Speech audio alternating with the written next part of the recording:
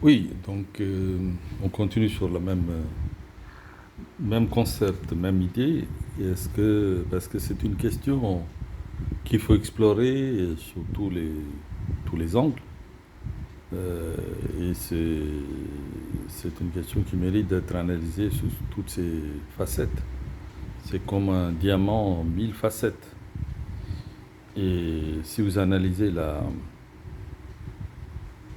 religion, non, c'est pas le bon mot. C'est pas le bon mot parce que la religion ne pas on n'est pas en train d'évoquer la religion quand on parle de Sanatana Dharma, qui est une analyse, un approfondissement, une approche des lois implicites qui gouvernent, le Purusha, qui gouverne les actes de création, de conservation, de destruction pour créer, récréation. C'est une sorte de récréation pour Dieu en fait. Ça s'appelle Lila. Lila, c'est un jeu. Donc quelque part, c'est effectivement, j'avais hésité à utiliser le mot récréation, mais c'est effectivement, ça tombe pile. En fait, c'est un mot qui est sorti comme ça de ma bouche. En fait, c'est effectivement, c'est une récréation pour Dieu qui s'amuse à créer, à conserver, à détruire pour récréer. Donc c'est des récréations pour Dieu. C'est lila, c'est le mot tamoul ou le sanskrit, je ne sais plus, parce qu'en tout cas lila existe en tamoul. Ça doit être ça doit être tracé dans la langue sanskrit étymologiquement, sûrement, parce que beaucoup de mots en tamoul, langue tamoul, viennent de sanskrit, comme on le sait. Il suffit de lire les livres de Tamil Nadu, The Land of Vedas. Donc Tamil Nadu, c'est la terre de Veda. Et beaucoup plus que les autres pays, des États de l'Inde, Tamil Nadu est très ancré dans la religion, pas dans la religion, dans la dharma. Je m'excuse pour assez souvent tomber moi-même victime de ce mot religion qui est tellement galvaudé, qui est utilisé partout, et on finit par recourir à ce mot pour désigner le mot dharma. Mais bon, excusez-moi, même si ça m'échappera dans le futur aussi, c'est sûr et certain que ça va tellement... En fait, si vous voulez, par défaut, je suis obligé de recourir à ce mot même si la différence entre le mot religion et le dharma, c'est immense. Ça n'a rien à voir avec ces deux mots. Mais bon, par défaut, nous, comme étant donné que l'Occident connaît que la religion, et ils savent pas comme qu'est-ce que c'est une dharma, et il est très facile d'utiliser la religion à la place de dharma pour essayer de leur évoquer quelque chose qui a un rapport avec Dieu, mais qu'il ne s'agit pas vraiment un Dieu qui est limité par l'espace et le temps. Et là, on parle plus de notion limitée, mais c'est autre chose. Euh, voilà, donc c'est même. Et donc, nous, on revient sur notre question à savoir est-ce que les hindous prient-ils les idoles? Parce qu'il ne faut pas lâcher les sujets qui est le fil conducteur de notre discussion. Et donc, on revient sur ces sujets-là. Euh, le fil conducteur étant est-ce que les hindous prient-ils des idoles? Mais effectivement, non. Et on analyse sous forme des arts. Quand on approche le domaine de l'art en Inde, le mouvement de Bhakti qui a commencé à surgir en Inde après l'invasion de musulmans dans le nord et après les sultans, le règne des sultans, surtout quand Malik Kafur est arrivé à Madurai et commencé à démolir les temples hindous dans tous les coins qui se trouvent à Madurai, notamment Madurai, Tanjavur, je pense, à Tiruchi, et 3 endroits où il est allé démolir tous les temples hindous. Il s'appelle Malik Kafur. C'est un esclave d'un... En fait, si vous voulez, il faut connaître l'histoire de l'Inde. Il y a une dynastie qui s'appelle dynastie des esclaves. Enfin, c'est des notions que nous, en Inde, on ne connaissait pas. Comment rendre un autre humain esclave, mais bon, ça vient d'ailleurs, ça vient de Moghols, ensuite, enfin pas de Moghols, mais des gens comme on appelle Mamelouks, les dynasties de Mamelouks, des dynasties qui viennent d'une sorte de tradition d'esclaves qui est établie avec les Arabes qui cherchaient des esclaves. Et donc les Arabes, les Turco-Afghano, je ne sais pas si on peut dire turco-afghano-perso, Asie, Asie centrale. Donc tous ces endroits-là, il y avait beaucoup de peuples mélangés, convertis par la force au départ. Même les Perses étaient obligés de se reconvertir à l'islam. Et au bout de 15-20 ans, ils ont été complètement anéantis. Et leur religion d'origine, en fait, si vous voulez, c'est une religion qui est très proche de l'hindouisme, qui s'appelle Zaurashtra. Et Zaurashtra a été démoli et a été remplacé par l'islam. Zaurashtra consistait à prier le soleil. Et il y avait un temple où on priait le feu. Donc ces éléments naturels comme l'Inde, en fait, ils étaient proches de la nature. Et quand les Arabes sont arrivés, ben, les Perses, les Iraniens actuels, ont été obligés de se convertir parce que l'épée était plus forte que la peur de l'épée a eu raison de ces gens-là. Et ils ont été poussés à sacrifier leur propre religion et la remplacer. Ils étaient obligés de la remplacer par une religion importée, comme était le christianisme qui était importé en Europe. Avant, les Européens étaient païens ou païens. Ils étaient obligés d'importer le christianisme au cours du règne du roi Constantin, et ensuite qui a organisé cette religion. Ça c'est vraiment la religion, parce que c'est fondé sur l'organisation. Une organisation est méthodiquement, systématiquement conçue pour gérer les gens. Et quand ils veulent gérer les gens, il faut gérer par n'importe quelle méthode, y compris un peu malhonnête, pourvu que leur survie puisse continuer à se perpétuer. Donc les gens étaient obligés d'organiser à mieux et affiner cette organisation de telle manière que l'esclavagisme, l'asservissement du peuple a été techniquement affiné. Plus en plus, cette organisation commençait à prendre une ampleur, une méthode qui a été affinée scientifiquement de telle manière qu'on accapare la vie d'un homme depuis sa naissance jusqu'à sa mort, et systématiquement il est associé avec l'Église. Et voilà, donc ça c'est, vous connaissez, c'est l'histoire, hein. Moi je raconte rien de moi-même. Je vois que l'histoire nous dit que cette organisation a été très utile pour maintenir le pouvoir de l'Église. Donc, même y compris politique. En fait, le but du roi Constantin, c'était de maintenir au pouvoir, c'est au pouvoir politique, pouvoir, la puissance de gouvernants. Donc, comment maintenir le gouvernement pour aussi longtemps que possible par des méthodes et un système bien rodé.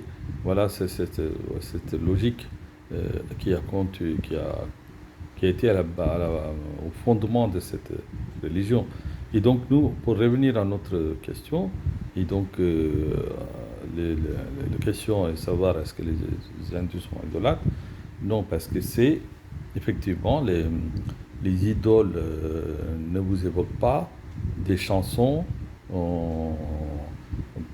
vous transportant jusqu'au fond fin de du cosmos. Parce que c'est pas comme si vous avez une chanson peut vous transporter jusqu'au bout de la rue au moyen d'un scooter. Ça, c'est vraiment... si vous prenez un scooter, vous allez au bout de la rue pour garer dans un coin 1 kilomètre de plus loin. Ça s'appelle chanson moderne. Mais si ça vous transporte au-delà de l'espace intersidéral, et ça s'appelle la chanson Bhakti. Donc il y a des différences entre cette chanson qui vous transporte au coin de la rue et l'autre chanson de Bhakti qui vous transporte au coin du cosmos. Voilà, je pense avoir bien décrit la différence entre la chanson occidentale à la va-vite qui peuvent nous divertir sur le chant, mais pas sur le chant cosmique. Chant, C-H-A-M-P. Sur le chant, et pas ce chant ne peut pas vous transporter sur le plan du cosmos. Donc au niveau de votre véritable source de vie, en fait, la source de Purusha, d'où est sortie toute la nature qui se divise en une multitude de formes que nous connaissons. Donc, voilà. Et j'ai même ajouté une chanson. En fait, si vous voulez, écoutez les chansons carnatiques. Ils appellent ça carnatique, mais c'est des carnatiques étant fondées sur des chansons louant le nom de Muruga, de Shiva, d'autres entités qu'ils ont. Je vous rappelle, Muruga n'est pas une forme humaine ni une forme divine à prendre à la lettre. Ça évoque, comme je bien décrit au niveau de Saraswati, je vous ai dit, qu'est-ce que cela évoque? Cela évoque une puissance, une énergie qui est présente dans le cosmos, qui est traduite, qui est transférée, qui est téléchargée sous forme de... cette énergie est téléchargée par nous, nous téléchargeons cette énergie via notre attitude de soi bas, soit bon, ou l'attitude qui consiste à laisser tomber nos gardes et tout offrir au cosmos. De cette manière, quand on a tout offert à cette puissance qui est au-delà de notre commande du matériel, à cette puissance immatérielle, et ça, quand on a tout donné, quand on a nous-mêmes, comment dirais-je, offert notre propre mental, notre propre ego, notre tout ce qui fait que c'est nous. Donc tout ça, on l'a sacrifié, on a donné sur l'autel de l'au-delà en termes de sacrifice, en termes d'offrande. C'est quand on arrive à offrir nous-mêmes à l'autre, ben nous, on est content d'avoir fait ça, d'ailleurs, parce que nous, on a transcendé notre propre ego. Notre propre ego étant difficile, c'est un obstacle à franchir. Donc quand on a traversé cet obstacle pour aller joindre la force cosmique et universelle, ben c'est déjà pas mal. C'est déjà pas mal. Et ça, c'est grâce à l'escabeau, l'échelle, le cordon qui nous aide à grimper. Et cette échelle, c'est les chansons de Bhakti. La chanson de Bhakti qui étant une sorte d'ascenseur cosmique qui nous transporte là-bas. Donc les chansons n'est pas comme en l'Occident, des chansons fondées sur l'attraction physique des filles qui dansent à tout va avec des mini-jupes. C'est pas cette idée-là. Vous ne verrez pas des chansons carnaটিques parce qu'il existe des copies-collées de l'Occident en Inde, mais ça, c'est que pour corrompre notre société et ça a été introduit par les Anglais. Et ce genre de choses continue avec, avec une politique corrompue en Inde. Et ça, c'est un autre chapitre. Donc là, pour l'instant, ce que nous devons connaître, c'est en Inde, et donc il existe bel et bien une tradition de chanson qui est basée sur le bhakti, le mouvement de bhakti. Bhakti étant un mot que je ne peux pas traduire en français, que je laisse comme ça tel quel. Il y a des mots intraduisibles. Pourquoi vouloir toujours traduire certains mots qui finiront par être déformés? Plutôt, je laisse le mot tel quel. C'est à vous de faire un effort. Ou bien de m'adresser directement par email et en laissant un commentaire, j'essaierai de vous joindre et de vous répondre. Voilà, mon email, je laisse mon email, hein, ganeshc@live.fr. Si jamais vous avez des questions, ben, n'hésitez pas à me contacter. Donc voilà. Donc, moi, j'écris déjà des livres. Ben, si ces livres sont disponibles hein, sur Amazon.fr, je suis par ailleurs, j'ai fait un livre que je trouve que c'est très utile pour les gens qui ne connaissent pas encore notre Dharma. Ça s'appelle La civilisation, la philosophie, la spiritualité de l'Inde. Et donc ça, si vous voulez, c'est une sorte de résumé de toutes nos traditions. Un seul livre. Mais après, j'avais fait, le premier livre que j'ai fait il y a 20 ans, que j'ai terminé il y a pas longtemps, en 2011, c'était un livre de longue haleine. Au départ, je traînais. Hein. Je traînais sur ce livre parce que ça mijotait, j'arrivais pas à avoir la force nécessaire pour l'accoucher sur papier. Et même si l'idée était là, hein, même si les idées étaient là, mais j'ai mis beaucoup de temps, je ne sais pas pourquoi. Bon, j'ai mis beaucoup de temps. Et c'est simplement 2000. Quand je suis arrivé en France, c'était 2000. Attendez, mais 1900. Oh là là, ça remonte à 1980, 81. Et là, simplement en 2011, je crois, que j'ai fini à écrire, à publier, à imprimer ce livre-là. Ça s'appelle Les secrets sacrés de l'Inde appliqués au monde occidental. Ben franchement, là-dedans, j'ai tout mis. Hein. Tout mis, hein, en quelques pages. Hein, c'est même pas la peine de. C'était nécessaire. Hein, c'était pas nécessaire de faire 200 pages. Hein. Donc là, c'était complet, mais c'est comme un Bhagavad Gita. Vous avez que quelques pages, mais ça résume tout. Voilà. Mais par contre, j'avais fait pour les gens, parce que moi, j'enseigne aussi la civilisation indienne à l'université de La Réunion. Et du coup, je me suis dit, pourquoi ne pas faire un livre pour les étudiants qui suivent des cours de civilisation indienne? Pourquoi ne pas le faire? Pourquoi ne pas leur donner un seul livre qui résume tout? Voilà, bon, c'est une idée. Et donc, voilà. Mais donc, pour vous dire que moi, euh, quelques injustices. En fait, c'est pas des injustices voulues par qui que ce soit. En fait, c'est des injustices par rapport à quelques malentendus, méconnaissance, ignorance. Des gens qui ne connaissent pas encore le dharma, Sanatana Dharma, et ils ont une idée, fausse idée.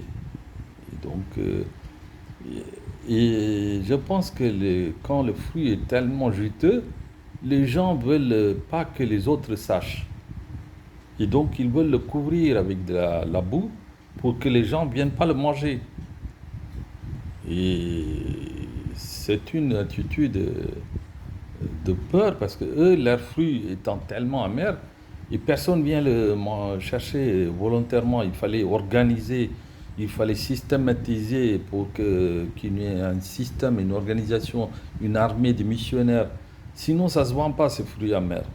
Donc, ils ont obligé de faire tout ça, les efforts colossaux financièrement. euh, Ils sont en train de détruire l'Afrique, l'Inde, tout ça, à force de conversion. Ça, il suffit d'aller sur certains sites, surtout joshua.org, je pense. J-O-S-H, Josh, U-A, joshua.org. Et vous verrez les atrocités qu'ils sont en train de planifier pour l'Inde. C'est incroyable, hein. Ben, en fait, en sciant la branche sous laquelle ils sont assis quelque part, parce que si vous voulez, l'hindouisme n'appartient pas qu'aux hindous. C'est pas une religion déjà.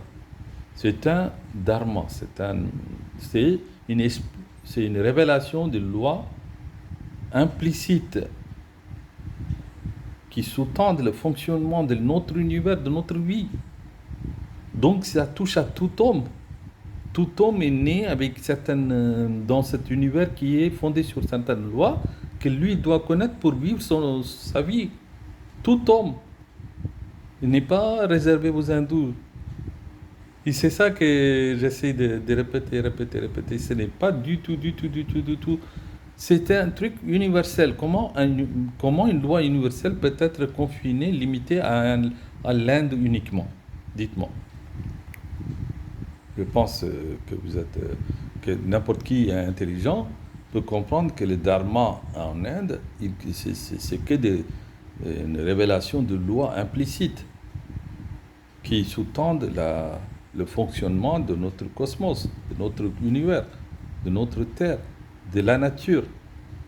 La création, la conservation, la destruction, c'est un truc que vous observez dans la saison.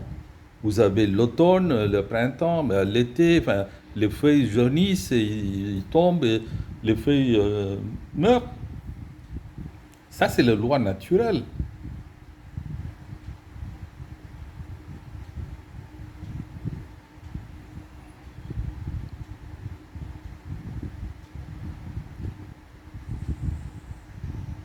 Y compris toutes les planètes suivent une loi. Donc la force terrestre, attraction terrestre, avant que Newton ou avant, on connaissait en Inde toutes ces philosophies. D'ailleurs, j'ai écrit un livre sur comment les sciences ont été volées de l'Inde et exportées vers l'Europe.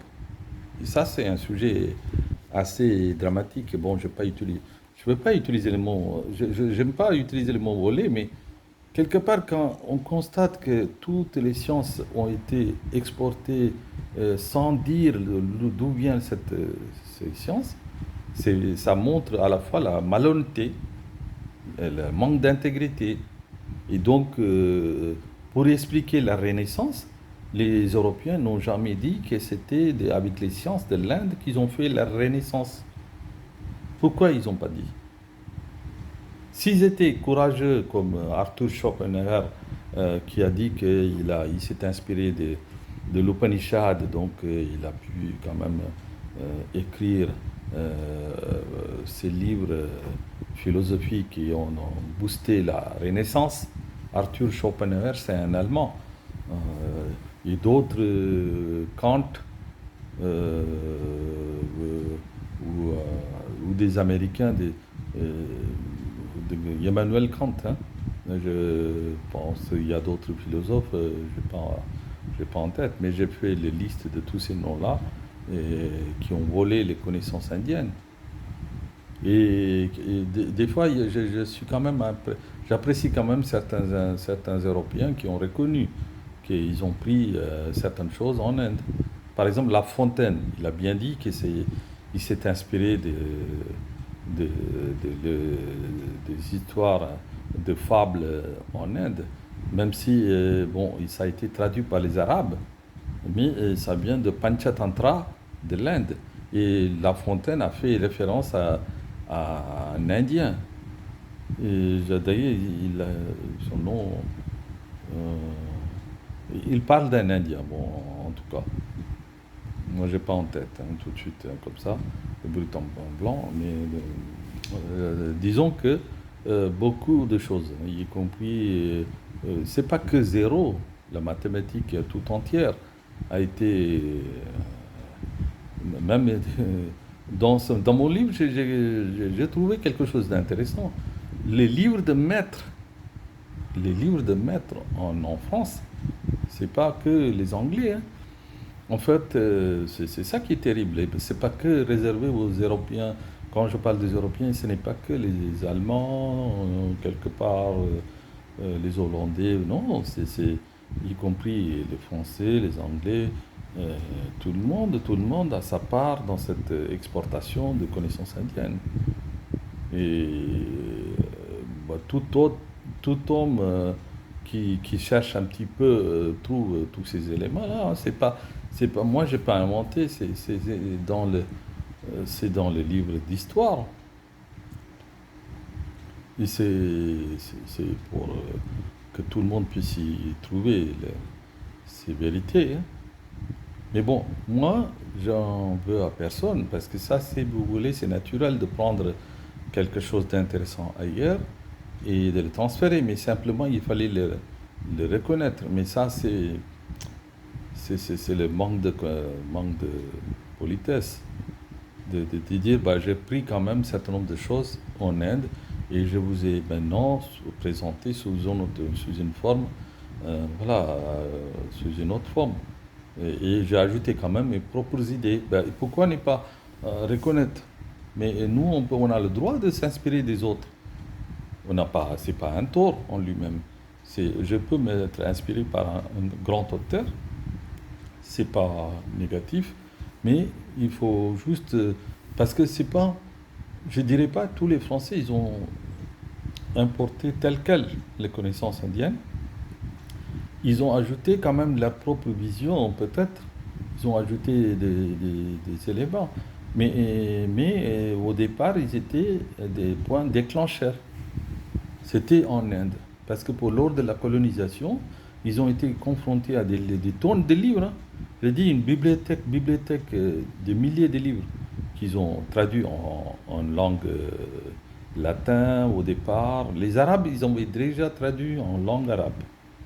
Donc, dans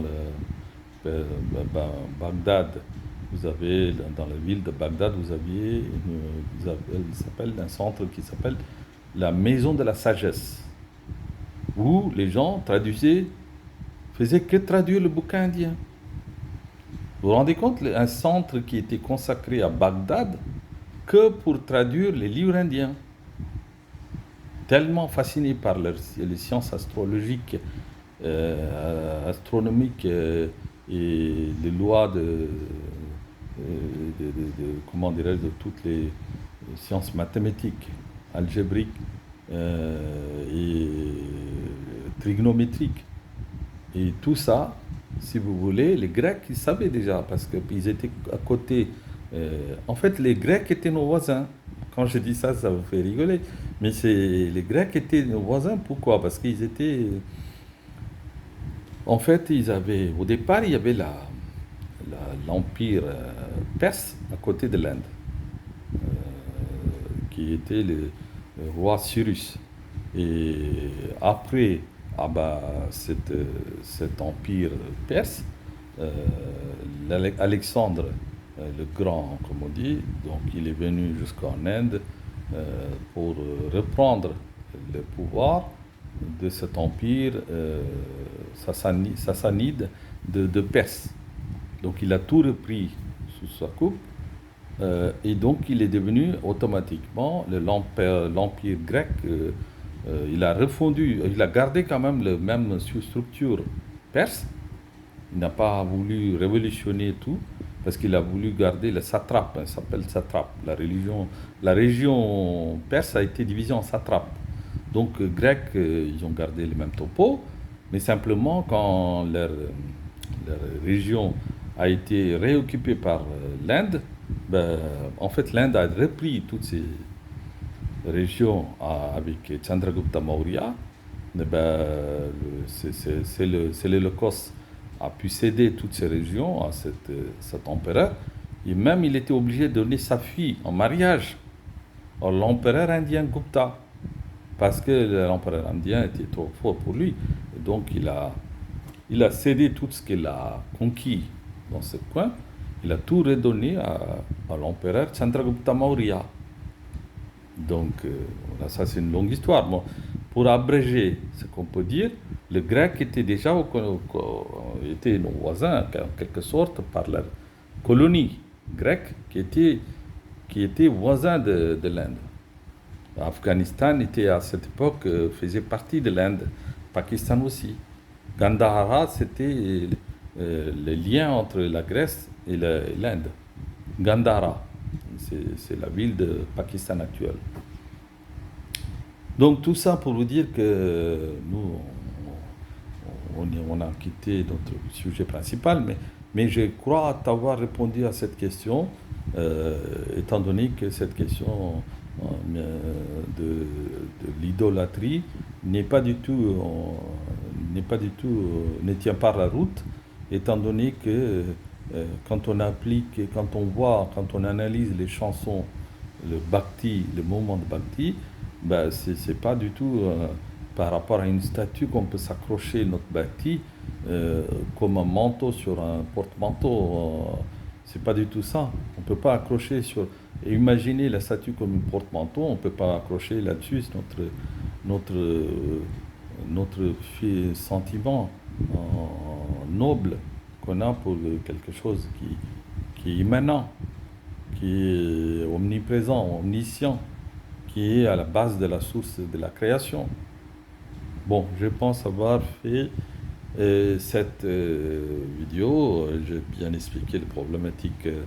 Donc, même quand on voit, quand on entend la chanson carnatique, maintenant, vous savez que ça parle que de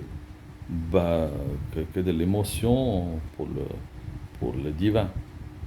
Donc, c'est déjà une explication en plus. Merci d'avoir écouté et je continuerai à expliquer jusqu'à ce que je pense avoir tout expliqué parce que ça, c'est un sujet inépuisable. Voilà. Merci, merci, merci.